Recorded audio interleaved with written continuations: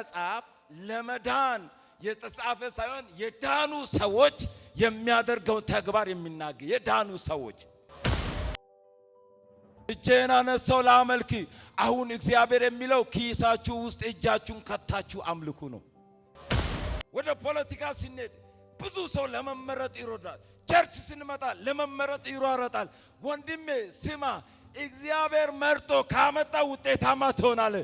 እግዚአብሔር መርጦ ካላመጣ ግን ሰበብ ይመጣል። ተው።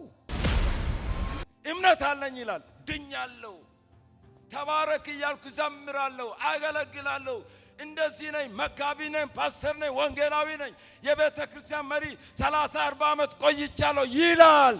የሚለውን በተግባር የማያሳይ ከሆነ እምነቱ የሞተ ነው።